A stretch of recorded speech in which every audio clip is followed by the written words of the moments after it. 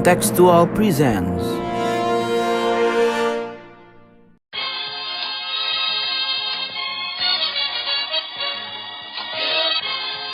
Sondern wir schaffen uns unseren Staat!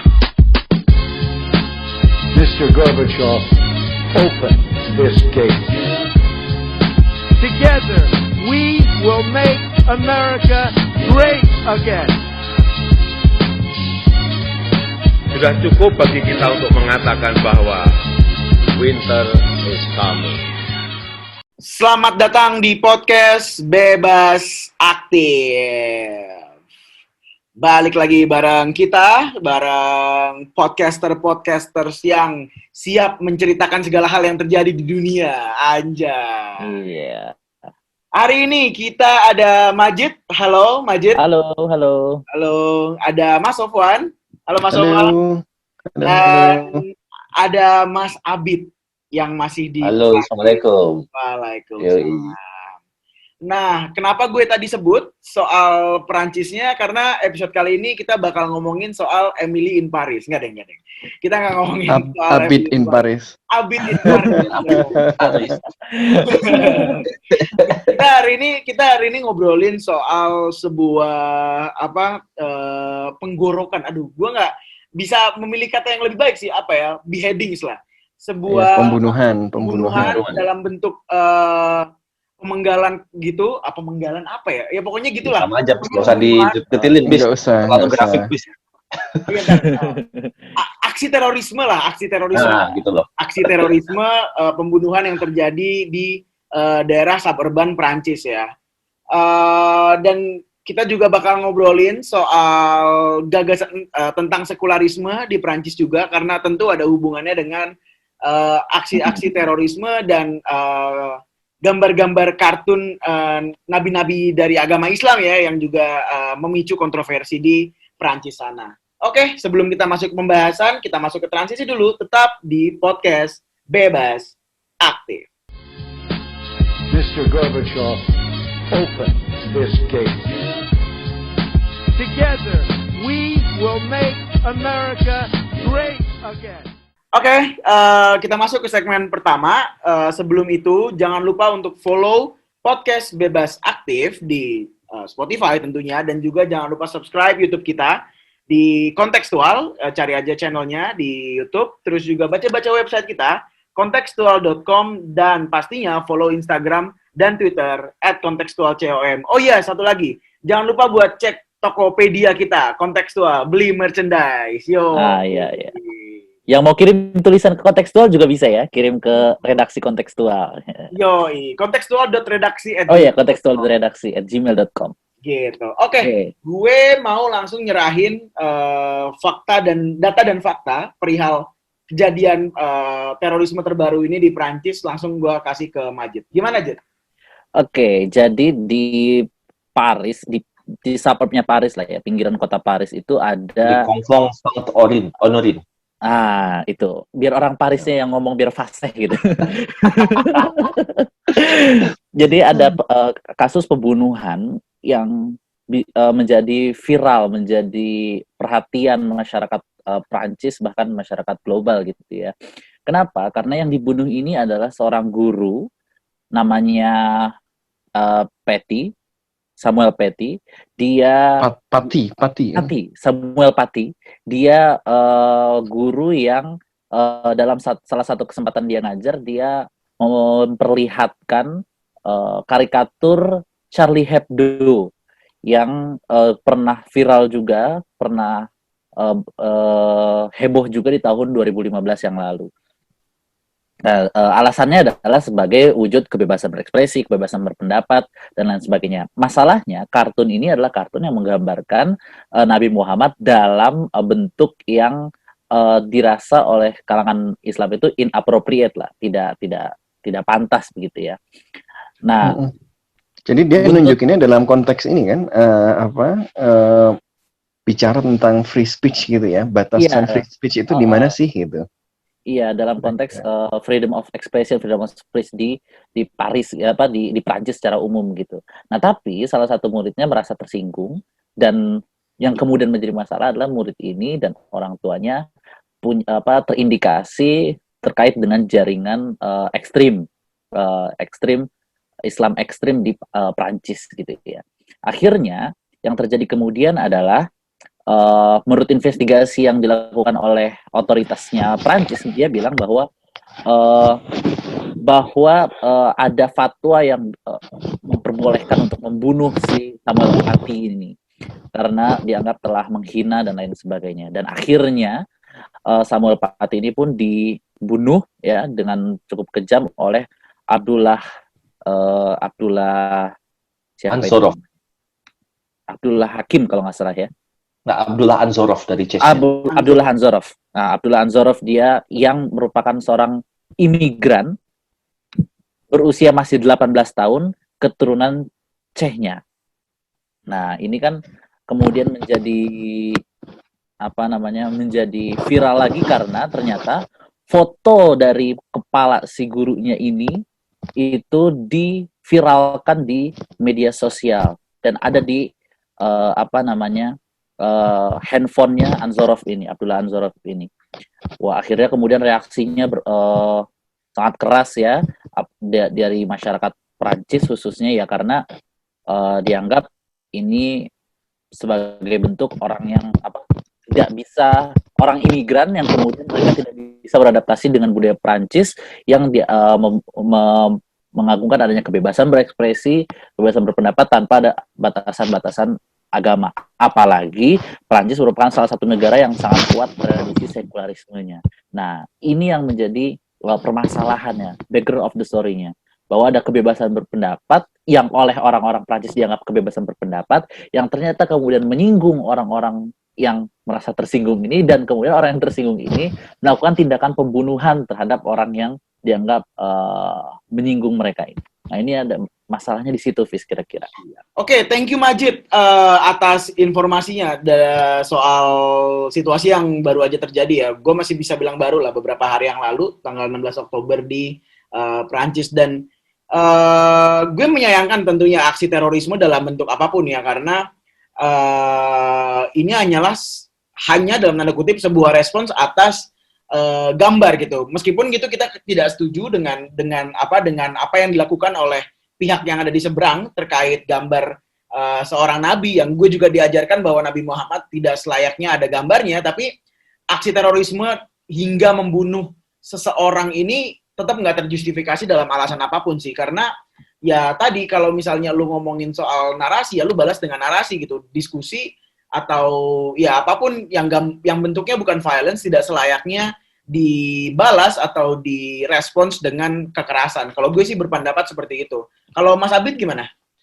Ya, jadi setelah kita berbicara mengenai kasus Samuel Paty ini, yang mesti kita lihat pertama itu adalah kasus terorisme itu sendiri. Sebelum nanti kita ngomongin tentang root proses lainnya ya, tentang relasi antara sekularisme, Islam, dan kemudian munculnya aksi-aksi terorisme dan lain sebagainya. Tapi dalam konteks terorisme itu sendiri, kalau kita lihat dalam kasus Prancis dalam 5 tahun terakhir, khususnya dari tahun 2015, angka terorisme itu luar biasa tinggi. Meskipun dalam 2 tahun sampai 3 tahun terakhir itu mengalami penurunan, tapi secara jumlah absolut itu tinggi. Lebih dari 250 orang yang meninggal gara-gara aksi terorisme, yang kebanyakan berkaitan dengan kasus ekstremisme Islam. Yang ini menjadi permasalahan besar bagi Prancis, karena pada dasarnya kalau kita melihat kasus sejarah terorisme berbasis ekstremisme Islam di Prancis, mulai gede kayak sekarang itu, kalau kita lihat sejarahnya itu mulai tahun 95. Ada yang namanya itu Khalid Kelkal, itu bikin aksi teror itu di Saint-Michel Notre Dame di tengah kota Prancis, yang itu menandai gelombang baru perlawanan atau kelompok jihadi lah kurang lebih, kelompok ekstremisme Islam yang tahun 95 sampai sekarang itu masih berkaitan satu sama lain gitu. Nah, di tahun 95 ini Khalid Kelkal ini ternyata direkrut oleh sejumlah kelompok yang menamakan diri itu GIA, Grup Islamic Army, itu yang masih terkait dengan kelompok yang ada di Aljazair. Dan usut punya usut, ternyata Khalid Kelkal ini direkrut di banlieue, di daerah-daerah suburban, yang nggak hanya ada di Paris, sebenarnya ada juga di Lyon, di Marseille, dan lain sebagainya, yang ini dianggap sebagai sumber permasalahan dari munculnya kelompok-kelompok teroris yang ada di Prancis ini. Nah, jadi ini sudah sesuatu yang dari lama dan pinpointnya itu banyak hal gitu. Dari soal integrasi, soal soal gentrifikasi yang tadi itu, yang orang ada di daerah-daerah suburban yang secara ekonomi tidak mampu, terus kemudian menghadapi deprivasi sosial, dan kemudian juga isu mengenai relasi Islam dengan sekularisme dan seterusnya.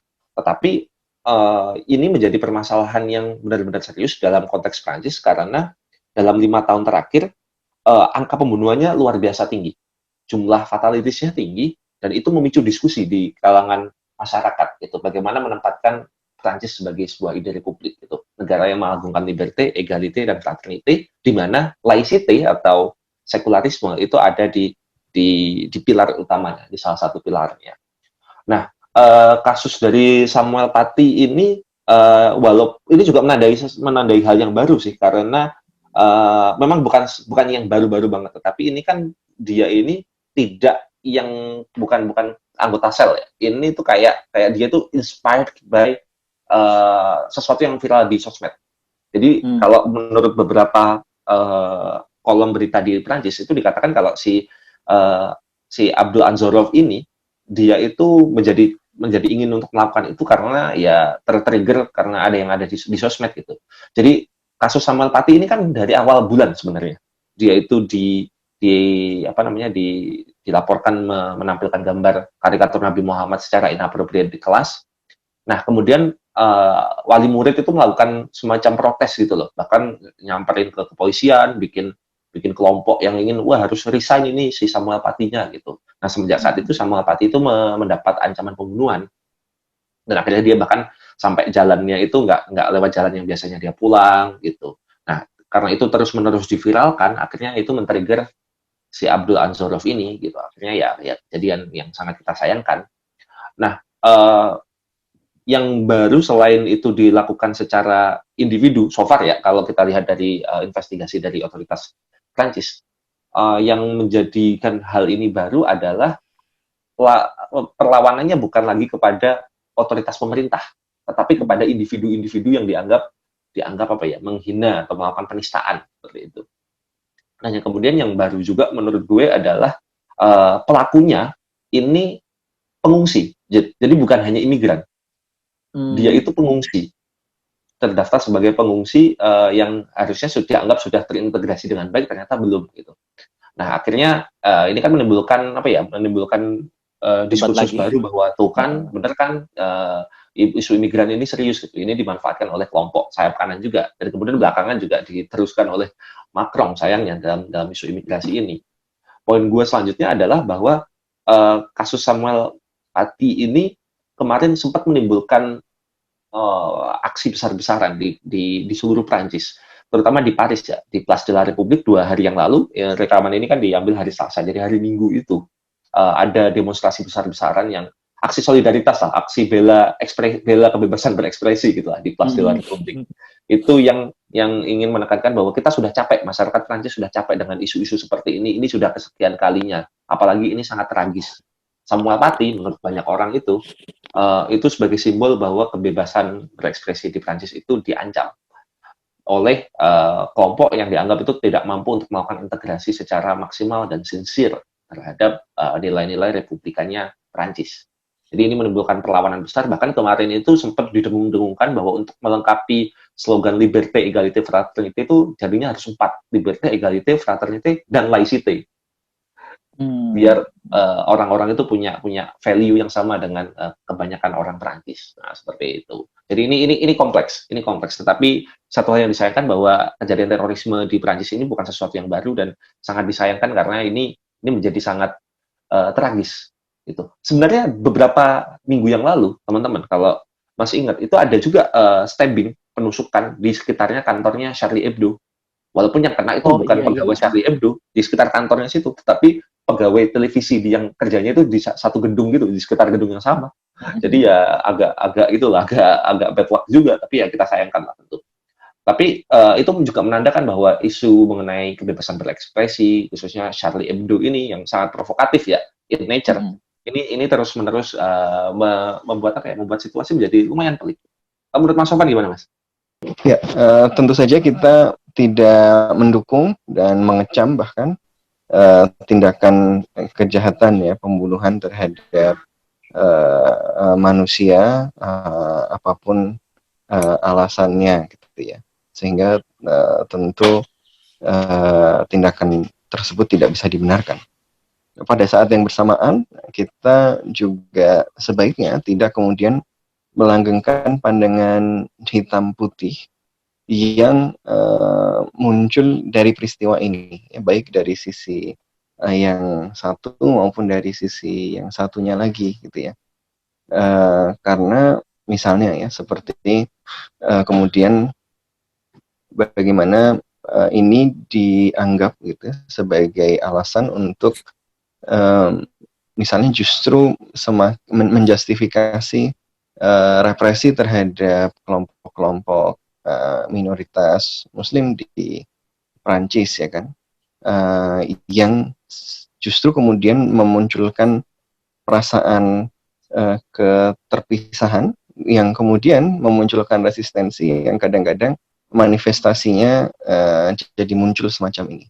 Potong sedikit. Sebenarnya dalam kasus Samuel Paty itu sendiri, Samuel Paty-nya udah bilang ini gue nggak membela Samuel Paty ya, atau gimana ya, kita meletakkan ini sebagai suatu fakta. Samuel Paty itu udah bilang ke murid-muridnya, ada trigger warning lah, kurang lebih kayak gitu. Ya walaupun itu ada klaimnya gitu, cuma ya ini menjadi konteks gitu. Bagaimana kita meletakkan antara karikatur Charlie Hebdo dengan kebebasan itu, batasannya sejauh mana sih? Tentang Paty sendiri kan sebenarnya salah satu yang dikomplain oleh para orang tua yang merasa tersinggung itu kan ada seorang murid yang nggak mau keluar juga gitu, nggak mau keluar karena seharusnya semua murid kan diperlakukan sama, tapi pada saat yang bersamaan jadi dia harus melihat itu gitu. Ini yang kemudian mendorong orang tuanya pada protes dan membuat masalahnya jadi besar gitu ya. Nah karena itu menurut saya kemudian menjadi problematik kalau misalnya ini dianggap sebagai urusan hitam putih gitu ya. Kalau orang tua yang protes itu kemudian dianggap sebagai condoning the killing gitu. Karena not necessarily, jadi harus dipisahkan dulu. Jadi antara orang tua dan si siswa Muslim yang merasa berkeberatan dengan tindakan tersebut ya, penampilan karikatur yang kontroversial tersebut dengan dukungan terhadap pembunuhan. Yang ini kemudian membuat masalahnya kalau jadi hitam putih, masalahnya jadi lebih kompleks lagi gitu ya. Karena misalnya nih, karena dilihat dengan hitam putih, Menteri Dalam Negeri Prancis ini mendorong dibubarkannya CCIF dan Baroka City. CCIF ini adalah asosiasi atau LSM yang kemudian mencoba mendata, mengenali dan mengadvokasi kasus-kasus yang dianggap mendiskriminasi orang-orang Islam di Prancis ya. Jadi pusat counter Islamofobia di Prancis. Nah, kalau kemudian kalau kemudian semua orang misalnya yang secara kultural itu tidak nyaman dengan ekspresi-ekspresi budaya Prancis yang kadang ofensif terhadap budaya tertentu gitu ya, belum tentu juga dia adalah pendukung terorismenya gitu. Sebaliknya penting juga untuk melihat bahwa barangkali yang mendukung Paty atau yang mendukung Charlie Hebdo itu belum tentu artinya dia mendukung kebebasan berpendapat. Barangkali juga ada hal-hal lain di situ gitu kan, soal semangat sayap kanan, anti imigrasi dan macam-macam. Jadi saya kira menjadi penting untuk kemudian tidak menjadikan masalah ini sebagai masalah hitam putih gitu ya. Kalau jadi kemudian dipukul rata misalnya semua orang tua yang komplain atau semua siswa yang komplain yang keberatan dan melihat bahwa tindakan tersebut itu tidak baik dan ofensif, artinya mendukung perbuatan beheading itu. Nah ini saya kira yang kemudian perlu diurai secara kolektif bersama-sama supaya kita bisa menghindari kejadian-kejadian yang sama juga, dan bukan malah memperparahnya dengan sudut pandang hitam putih tadi, misalnya dengan pembubaran CCIF tadi, karena malah itu kalau tadi sempat dibicarakan sama Abid kan, ada kawasan suburban yang sering disebut sebagai banlieue ya Bid ya. Iya. Yang itu karena mereka terpinggirkan secara sosial ekonomi, isinya orang-orang dari mana-mana ya, imigran, pengungsi. Pembelahan itu kemudian termanifestasi secara spasial. Jadi kayak di banlieue itu jadi kayak daerah lain gitu ya, yang kemudian bahkan beberapa kali ada clash dengan polisi kan di kerusuhan-kerusuhan itu. Dulu pernah ada bahkan bakar-bakaran ramai itu dulu kan. Ya jadi menurut saya justru ini saatnya untuk membuka perspektif yang melampaui perspektif hitam putih ya, pilih kebebasan berpendapat atau Islam yang seakan-akan kalau kita hanya bisa memilih salah satunya, padahal barangkali ada cara-cara untuk misalnya tetap menjunjung tinggi kebebasan berpendapat, tapi pada saat yang bersamaan memiliki deep respect to masyarakat yang berbeda-beda itu. Nah ini kan yang harus dibangun, toleransi. Ini kan bukan sekedar tidak saling berkonflik, tetapi saling memahami juga. Jadi menurut saya sih, satu, tentu kita harus mengecam tindakan pembunuhan ini. Kedua, kita berharap bahwa kita tidak terjebak kepada sudut pandang hitam putih yang akan memperparah marginalisasi kelompok-kelompok minoritas Muslim di Eropa, yang justru akan memperparah lagi pandangan hitam putih di sebagian kalangan ini, yang kemudian memunculkan kekuatan atau pengerasan atau radikalisasi di kalangan yang merasa dipinggirkan itu. Jadi saya kira responnya bukan membuarkan CCIF, responnya bukan represi atau diskriminasi yang lebih ketat, responnya adalah keterbukaan untuk membicarakan batas-batas toleransi yang berdasarkan deep respect atas komunitas yang beragam di Perancis. Iya. Sebenarnya Mas, kalau mau nambahin tadi ya, kalau ya ada aspek sosial ekonomi, misalkan banlieue, ada aspek spasial di mana orang-orang yang terkonsentrasi di suburban terus kemudian mengalami permasalahan ekonomi, permasalahan spasial karena merasa tersegregasi dari masyarakat yang lebih luas. Tapi di sisi lain itu juga ada penjelasan sosiologisnya. Gue baru baca dari tulisannya Olivier Roy, itu salah satu leading French thinker on itu biasanya kita dulu nulis Oliver Roy. Iya, Olivier Roy. Gitu ya. Nah, beliau mengatakan bahwa secara sosiologis ada aspek yang harus di take into account juga, dipikirin juga, yakni misalkan kebanyakan pelaku terorisme itu second generation dari imigrasi. Dan itu tidak terjadi di first generation atau third generation. Generasi ketiga itu biasanya jauh lebih terintegrasi.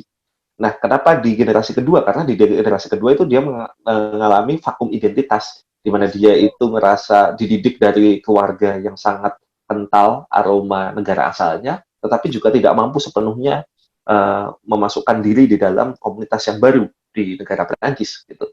Dan di satu sisi juga Olivier Roy juga menyebutkan bahwa generasi yang ketiga biasanya lebih mampu karena dia lebih cair dalam berinteraksi dengan masyarakat yang lebih luas. Karena biasanya di generasi ketiga dia ada pertentangan dengan generasi keduanya gitu. Kok dikekang-kekang biasanya kayak gitu. Jadi biasanya lebih konservatif.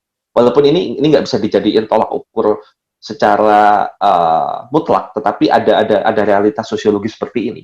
Yang kedua, tulisan Olivier Roy juga mengatakan bahwa sesungguhnya kalau kita mau serius memahami kasus-kasus terorisme dalam angka-angka kuantitatif, selain tadi yang poin pertama, poin kedua adalah bahwa orang-orang yang terradikalisasi itu juga mengalami apa yang disebut sebagai newborn Islam gitu.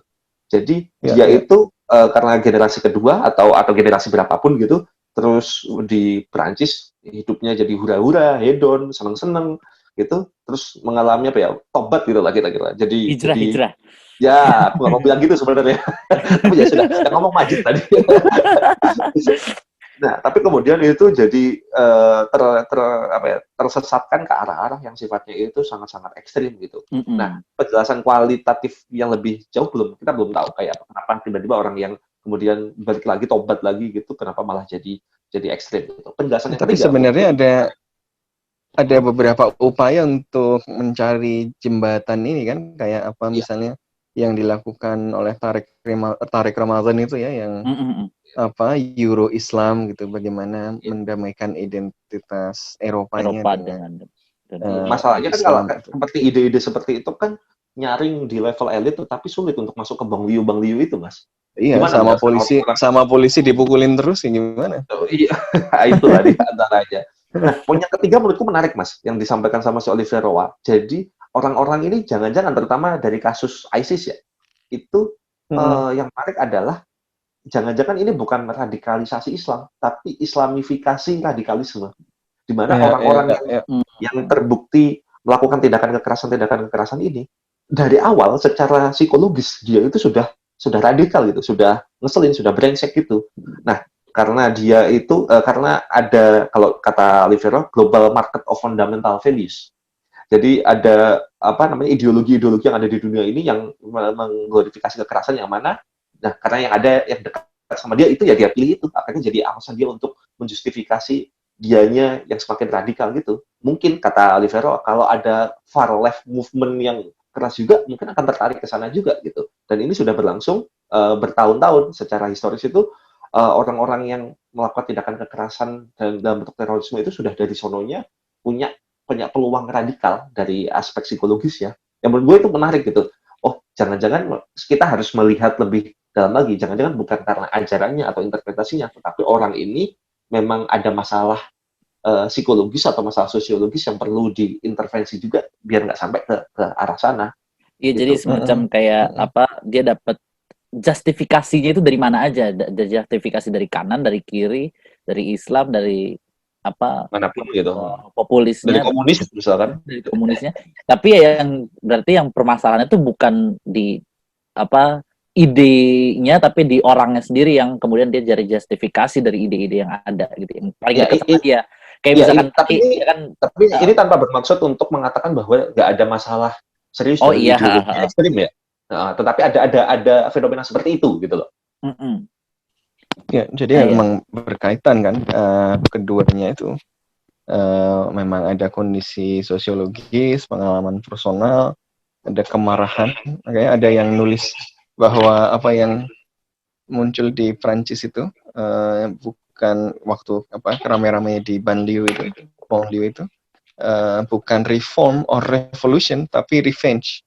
Jadi ya kemarahan yang diledakkan saja gitu. Nah, kadang-kadang kemudian ya salah satu channel yang kemudian paling mudah menyalurkan kemarahan itu ya ketika ada istilahnya global market for fundamentalism itu, ya mereka masuknya di situ gitu kan. Mereka melihat yang mereka temui, mereka susah dapat pekerjaan, tiap mau ada pekerjaan ditanya dari mana, dan macam-macam yang membuat kans mereka kecil dan seterusnya. Kemudian mereka baca di internet soal ancaman dari atau konspirasi-konspirasi dari kekuatan-kekuatan anti-Islam misalnya yang mendiskriminasi Islam dan seterusnya, dan kemudian mereka identify dengan itu gitu.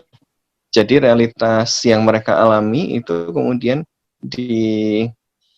diobjektifikasi, dibuat make sense dengan penjelasan-penjelasan tadi. Jadi problemnya bukan cuma di penjelasan-penjelasan tadi yang sifatnya ideologis, tapi yang penjelasan-penjelasan inilah yang tapi juga tetap bermasalah karena penjelasan-penjelasan ini yang kemudian make sense dan memberikan justifikasi bagi ledakan kemarahan yang seperti itu. Jadi dua part ini realitas sosiologis ya, tapi juga kemudian kanal ideologisnya ini dua-duanya harus dilihat sebagai kesinambungan. Ya. Jadi tidak cuma dilihat salah satunya saja, tapi abai pada yang lain. Betul.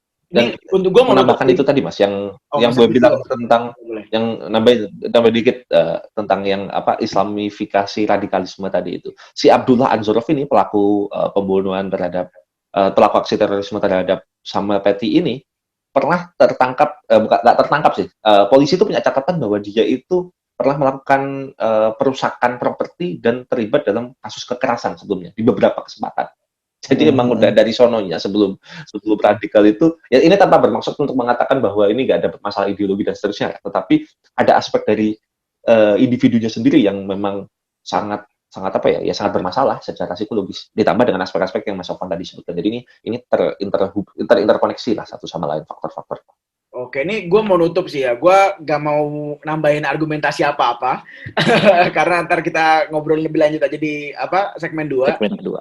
Cuman gue pengen menyimpulkan bahwa memang permasalahan lintas budaya yang terjadi di Eropa Barat saat ini ya, terutama nggak cuma di Prancis pastinya, secara luas terjadi di banyak Eropa, di Swedia bahkan, di yang katanya paling damai pun percikan-percikan ini juga udah mulai terjadi ya. Dan gue ngerasa emang penting banget ada kayak tadi penjelasan sosiologis yang lebih dapat diterima oleh berbagai lini dan memang lebih case based instead of menurut gue generalisasi, karena akhirnya generalisasi tersebut itu yang menciptakan stereotip dan pada akhirnya di level umumnya menciptakan semangat-semangat yang menurut gue jadi hal yang salah juga kalau misalnya penyaluran dari semangatnya itu jadi kekerasan misalnya, atau jadi hal-hal yang bukan berbasis dialog lah dan bukan berbasis pemahaman gitu, ideas. Jadi, nah soal sekularisme ini, soal gagasan mengenai sekularisme dan bentrokannya dengan budaya-budaya yang katanya baru masuk ke Eropa, bakal kita bahas di segmen kedua. Tetap di podcast Bebas Aktif. Mr. Gorbachev, open this gate. Together, we will make America great again. Oke, kita langsung masuk ke segmen kedua. Mungkin gue mau mulai dari Majid kali ya, Jid. Ini dari tadi kita Majid belum banyak ngomong. Nah, sebetulnya gimana sih Jid pandangan lu soal gimana Mas Abid ngomongnya? Laicite, gimana? Laicite di Eropa Barat ini yang katanya kata pendukungnya gitu sedang terancam. Menurut lo gimana, Jid?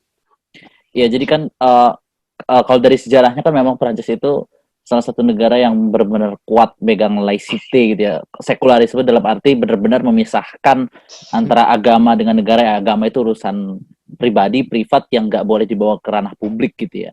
Makanya kayak di Prancis itu kan orang pakai jilbab itu bisa bermasalah karena dianggap identitas agama dibawa-bawa ke ruang publik. Terus kemudian apalagi yang dalam awal tahun kemarin Presiden Macron itu dia mengeluarkan statement ada yang namanya Islamic separatism. Ya, Islamic separatism yang seperti ingin separate, ingin berpisah dari identitas Prancis yang laicite ini, yang sekuler ini.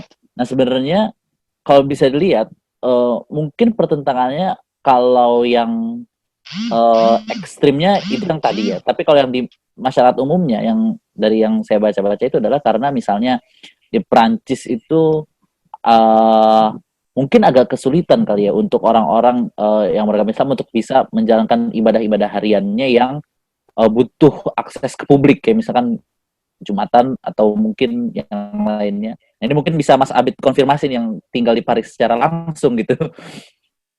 Ya, dan itu mungkin agak sedikit menyulitkan orang-orang yang, nah apalagi dengan adanya gelombang imigran dari yang banyaknya dari Timur Tengah, pengungsi dari Timur Tengah yang mereka merasa ingin tetap menjalankan value keislamannya, peribadatannya sehari-hari, apalagi bagi beberapa kalangan Islam itu ada yang mau merasa wajib untuk menggunakan burqa misalnya, itu mereka sangat jadi tidak bisa dengan tinggal di Prancis yang burqa itu misalnya sesuatu yang dilarang gitu kan.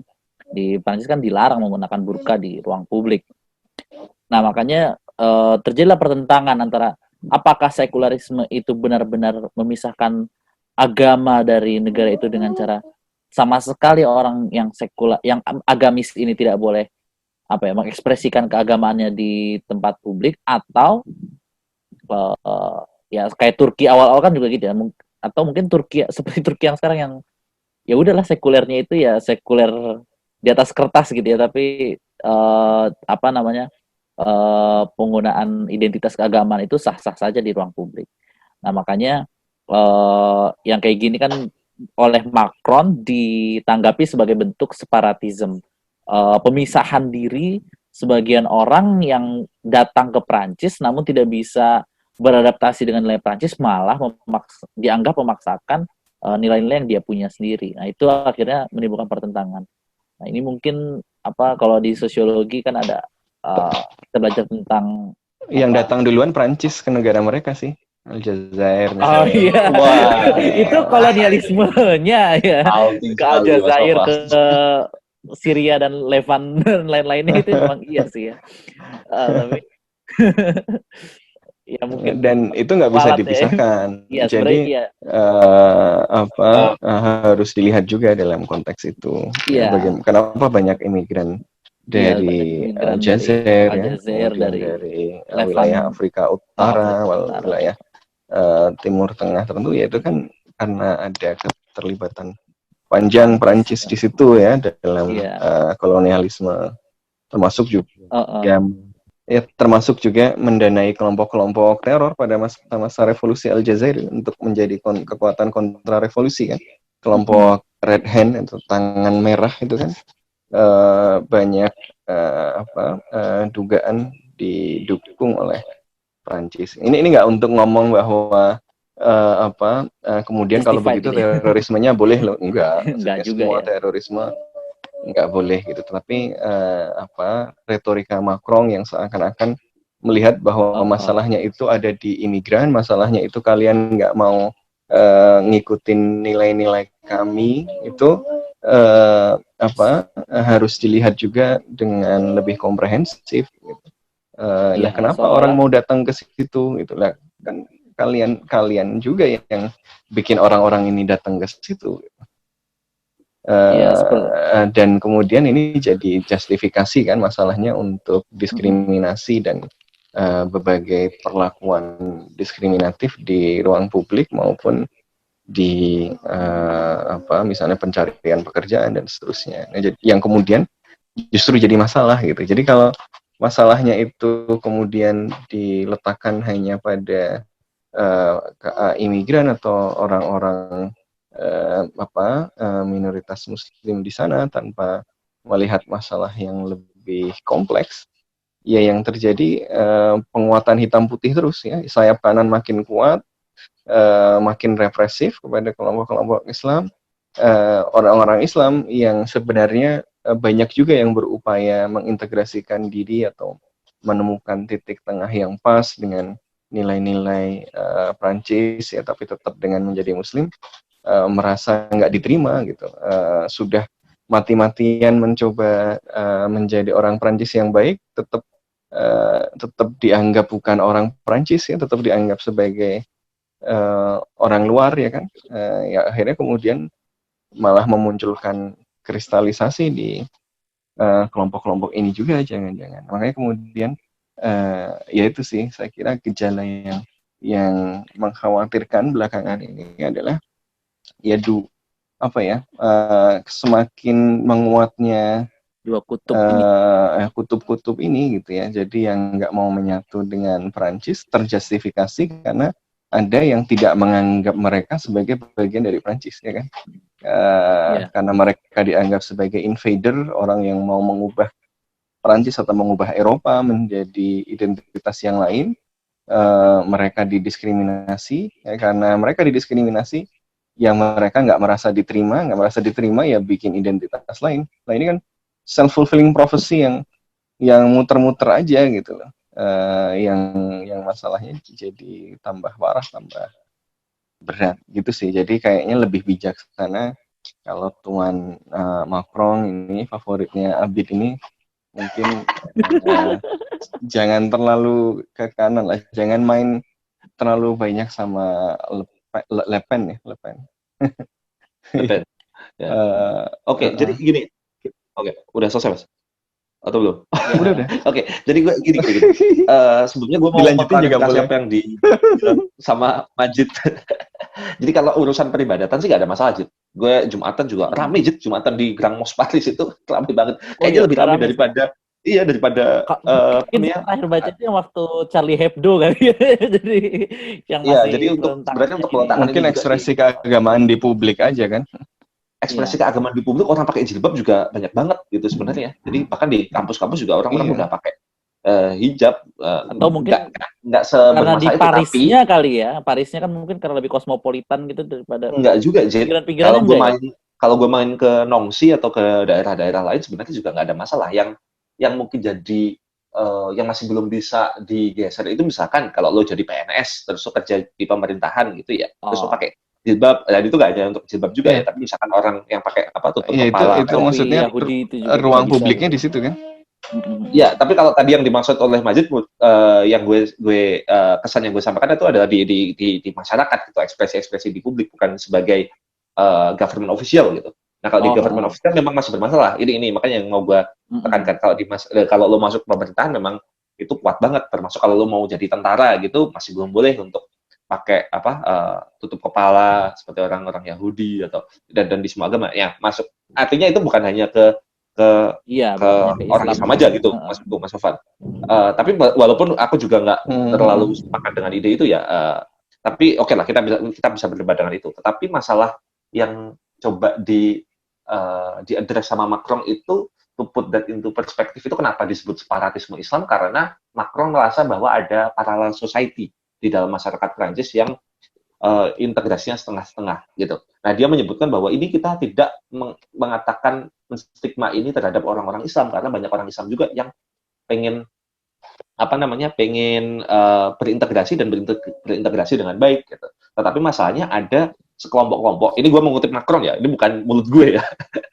Jadi kata dia ada kelompok-kelompok yang ingin membuat parallel society dengan memang sengaja tidak mau mengintegrasikan diri dengan membuat menyekolahkan ke sekolah-sekolah privat yang tidak ada value-value-nya gitu. Tidak ada pendidikan kebangsaannya, kurang lebih kayak gitu. Terus kemudian dia juga bilang bahwa ini juga berangkat dari tensi-tensi yang ada di masyarakat gitu. Bahkan Macron tuh he went really specific ya dengan mengatakan bahwa ada sejumlah bus driver yang komplain terhadap penumpang-penumpang yang pakaiannya dianggap terlalu mini, atau ada pemisahan kolam renang untuk waktunya sholat perempuan dan sholat laki-laki. Nah, Macron mengatakan bahwa ini nggak sesuai dengan nilai-nilai Prancis gitu. Nah, dia juga mengatakan di kesempatan yang lain bahwa ya Islam berada dalam krisis dan kita perlu untuk mendorong enlightenment of Islam. Ya, menurut gue itu ada offset ya. Ini apa maksud dari Bapak Macron ini? Nggak masuk akal. Tapi yang dia maksud gitu, gue tanpa bermaksud untuk membenarkan 100% yang dibilang oleh Macron, tetapi gini Mas Sofan, permasalahannya menurut gue itu nggak bisa kita serta-merta mengatakan ini struktural dan postkolonial aja. Nah, kalau misalkan kita meletakkan ke ranah ini struktural dan postkolonial aja, ini seakan-akan apa yang dilakukan oleh kelompok-kelompok yang memang nggak mau mengintegrasikan atau belum bisa terintegrasi ini sama sekali nggak ada salahnya. Nah, gue tuh kok kurang sepakat dengan pendapat itu, karena menurut gue to some degree ada juga pengaruh dari orang-orang yang memang susah atau memang nggak mau untuk 100% berintegrasi dengan negara yang baru dia datangi gitu. Walaupun kita bisa berdebat mengenai standar integrasinya itu sejauh apa, misalkan apakah mentoleransi Charlie Hebdo atau enggak, itu lain soal. Tetapi jangan lupa juga ada kelompok juga yang memang susah banget gitu. Di beberapa kesempatan kita bisa melihat bahwa memang mereka maunya berinteraksi dengan orang-orang yang sama doang gitu. Yang ini menjadi ini menjadi makanan empuk untuk kalangan kelompok kanan gitu. Maksud gue ya ada aspek postkolonial. Gue mengakui ada realitas sejarah di mana Prancis datang duluan ke Aljazair dan lain sebagainya gitu. Tetapi kalau misalkan sekarang ada masalah beneran, gimana kemudian? Apakah kita hanya menyalahkan negara-negara aja tanpa melakukan koreksi bersama-sama gitu, misalkan terhadap masyarakat yang memang susah untuk masuk ke integrasi? Karena apa? Kalau misalkan kita lihat, Mas ya, komunitas-komunitas lain itu relatif bisa gitu. Ada komunitas Spanyol gitu yang dekat-dekat juga gitu, yang mereka juga pernah mengalami perang-perang juga gitu. Atau Jerman gitu misalkan. Jerman sama Prancis kan perangnya luar biasa gitu. Tapi kemudian ketika ada orang Jerman di sini, integrasinya relatif lebih lancar. Nah, maksud gue adalah dialognya perlu dibuka sebesar-besarnya gitu. Apa sih masalahnya gitu? Mau jujur satu sama lain. Nggak hanya ini kan kesannya, gue tuh takutnya jadi kesannya menyalahkan bahwa ini salah Prancis banget gitu. Iya, gue tahu Prancis juga ada salahnya gitu. Tetapi bagaimana meletakkan ini secara lebih objektif gitu? Yeah, exactly that is my point gitu loh. Gue nggak bilang bahwa kemudian yang salah adalah ya sekedar sejarah dan kondisi struktural tadi gitu. Justru poinnya kan bagaimana kita tidak terjebak kepada pandangan hitam putih tadi gitu ya. Misalnya kemudian semua yang memiliki keberatan pada Charlie Hebdo adalah musuh Prancis gitu. Nah ini yang kemudian jadi problematik kan, sehingga muncul komentar seperti Islam in crisis ya, kemudian harus di enlighten. Ini kan sesuatu yang tidak bijaksana gitu. Tapi bahwa ada problem, ada sebagian kalangan dari orang-orang Islam yang mengalami kesulitan dan bahkan tidak mau kemudian menyatu dengan masyarakat Perancis dan membuat parallel society, ya memang harus diakui gitu. Tapi poinnya adalah kan tidak tunggal gitu. Orang-orang Islamnya sendiri tidak tunggal, sehingga sebaiknya tidak kemudian disasar sebagai satu entitas yang seragam gitu loh. Ini yang kemudian kita lihat kan, karena respon yang terlihat sekarang misalnya ya tadi adalah rencana penutupan terhadap CCIF misalnya, atau kemudian dulu salah satu yang memunculkan masalah ini kan kenapa radikalisasi tambah susah dikontrol. Misalnya adalah kendali yang lebih ketat pada masjid-masjid di Perancis yang membuat malah orang kemudian mencari identitasnya tidak di masjid-masjid ya kan. Mereka malah cari identitasnya di pasar bebasnya gitu. Kalau di masjid-masjid malah bisa dikontrol sama komunitas di sekitarnya. Jadi kalau dia sudah aneh-aneh, ketahuan sama imamnya, sama tetangganya, sama om-omnya gitu kan. Tapi kalau kemudian masjid menjadi sasaran pengawasan terus-menerus ya dan seterusnya, mereka nggak nyaman di masjid, mereka malah cari tempat lain ya yang kemudian mengalami radikalisasi di internet gitu. Jadi menurut gue poin gue sama sih sama poin lu Bit gitu. Cuma gue melengkapi saja supaya Macron itu nggak offset amat gitu.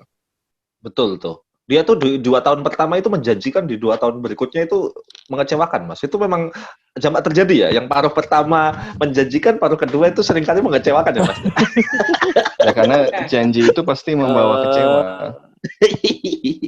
Tapi kalau gue ada pendapat pribadi sih. Kalau gue ngerasa sih sebenarnya bahwa proses integrasi itu harus sempurna atau harus gimana ya, si so-called imigran ya memang harus bisa apa ya, bisa melihat juga warna dari masyarakat yang ada di sana sebagai status quo-nya gitu. Ini gue juga tidak berusaha untuk menyalahkan imigran ya, tapi at the same time bahwa terlepas dari sejarah kolonialnya seperti apa, ada warna kekecewaan gitu yang mungkin bisa disalahkan ke globalisasi lah, atau mungkin bisa disalahkan ke elit-elit global segala macam, tapi ada warna kekecewaan yang pada akhirnya disasar ke kelompok-kelompok pendatang. Dan menurut gue one way to meredam itu semua adalah dengan dan bisa berintegrasi lebih baik dengan budaya-budaya yang dia datangi gitu, terutama jika ini memang berkaitan dengan isu-isu yang cukup fundamental ya, kayak agama atau cara berpakaian misalnya, kayak gitu-gitu kan terlihat sekali gitu kan, memang dasar gayanya tuh benar-benar berbeda gitu. Kalau lu ngomongin Prancis modern pasca Perang Dunia Kedua dengan imigran, lu bisa bedain gitu. Jadi penting juga sih untuk bisa misalnya gue nggak bisa kan tiba-tiba gue datang ke Prancis terus gue pengen orang Prancis juga menerima gue sepenuhnya gitu. Gue harus melakukan adjustment itu, dan gue berharap sih upaya adjustment itu bisa dilakukan oleh si kelompok imigran dengan lebih baik. Ya, salah satunya adalah dengan menerima fakta bahwa ada orang-orang yang berpandangan seperti Pati. Kalau gue melihatnya sih seperti itu. Dan satu lagi gue juga mau menggarisbawahi, memang benar sih kita nggak bisa lihat hitam putih ya. Jadi nggak bisa juga gitu bilang kalau kita melarang bakar halte bukan berarti kita mendukung pembakaran hutan kan. Waduh. Ya memang ya. Kena lo Mas Sofwan. Siapa yang mendukung pembakaran halte? Yang bakar halte siapa? Ya, itu. Ini kita di Prancis kita ngomonginnya nih. Iya. Ada justifikasi seperti itu soalnya. Halte metro ternyata. Seperti itu soalnya. Jadi ya memang nggak bisa hitam putih, benar. Jadi gue berharap sih imigrannya bisa adjust.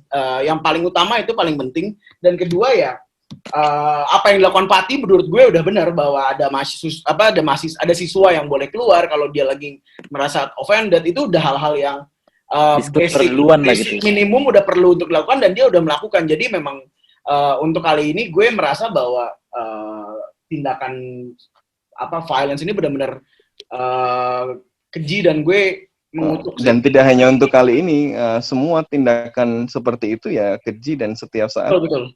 Tidak benar dong gitu loh. Dan in that sense menurut gue kita nggak berbeda sih. Dan poin gue lebih pada bahwa integrasi ini dua arah gitu, nggak bisa cuma satu arah gitu. Karena gini, kalau bayangin ya, kita baru terusir dari satu tempat ya, bukan pilihan kita juga kan untuk mengungsi, untuk melakukan imigrasi gitu. Tiba-tiba di tempat yang baru dianggap berbeda dan ditolak-tolak, didiskriminasi dalam proses berintegrasi tadi gitu. Kan nggak mungkin kita tiba-tiba mengubah semua aspek dari kehidupan kita juga gitu. Nah, jadi poinnya adalah gimana caranya biar proses ini terjadi secara mutual, diawali dari mutual respect gitu. Oke, saya berbeda, saya menghormati Anda, saya dengarkan Anda, yuk kamu juga Anda juga dengarkan saya dulu dong. Kalau berbeda ya nggak diselesaikan lewat kekerasan tadi, tetapi lewat proses adjustment. Jadi toleransi itu adalah sebuah proses kalibrasi terus-menerus. Jadi ya tadi harus dimulai dari kemauan untuk melihat bahwa batas-batas sosial atau aturan-aturan sosial itu adalah kesepakatan kolektif yang terus berkembang dan tidak disakralkan gitu. Ketika ada yang disakralkan sebagai sesuatu, misalnya identitas Prancis, atau misalnya disakralkan sebagai identitas Islam misalnya, padahal itu bukan bagian sebenarnya yang fundamental dari keislaman. Nah itu problemnya kan di situ gitu. Jadi bagaimana kemudian kita bisa dialog yang terus menerus. Jadi tidak hanya imigran untuk Iya. Imigran tentu juga harus melihat ya di mana bumi. Kalau orang Indonesia kan punya bahasa di mana bumi dipijak, di situ langit dijunjung, ya kan. Nah itu tentu penting. Tapi pada saat yang bersamaan ya tuan rumah yang baik juga memahami juga kerumitan dari keluarga barunya ini, kan. Nah ini yang kemudian saya kira kemudian harus didorong. Ini kalau istilah di kajian-kajian HI atau kajian sosial ada yang namanya kosmopolitanisme itu membutuhkan discourse ethics ya, atau etika diskursus. Jadi untuk menjaga ke saling hormatan tadi atau penyesuaian terus menerus tadi, ya kemudian diperlukan upaya-upaya untuk kemudian mendorong dialog-dialog tadi, gitu ya. Ada dialog yang inklusif, yang terus-menerus. Oke. Betul. Oke. Ya. Majid, Betul. Satunya, betul. Oke, mungkin kalau saya mungkin untuk menutup ini saya keinget sama tulisannya Michael Sandel tentang dia cerita tentang meritokrasi di Amerika yang kemudian ternyata membelah masyarakat Amerika jadi kutub kiri dan kanan. Dan cara untuk mendamaikan dua kutub ini adalah dengan politics of the common good, ya.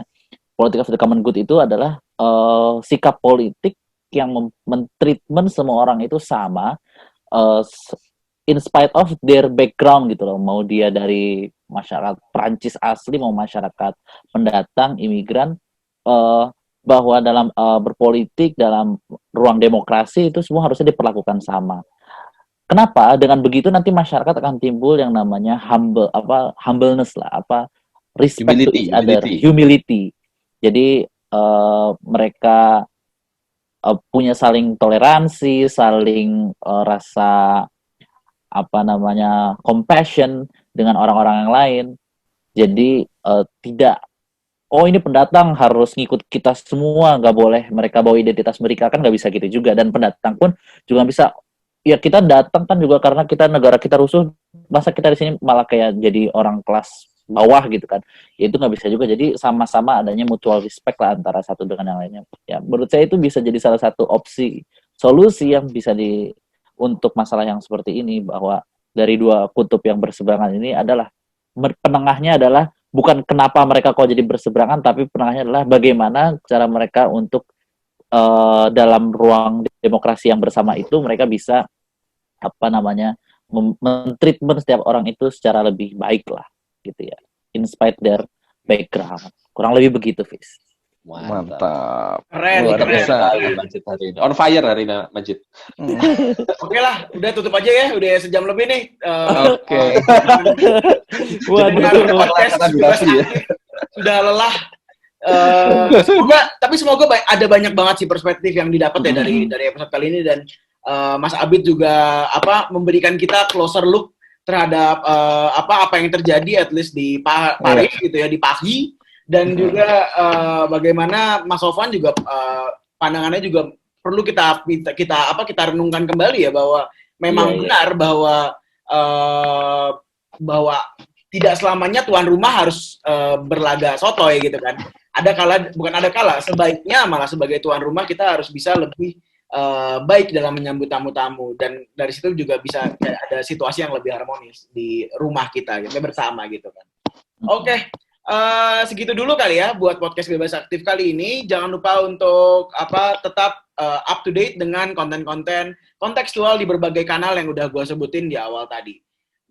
Untuk episode kali ini udah segitu dulu. Sampai jumpa di episode podcast Bebas Aktif selanjutnya. Dadah. Bye-bye.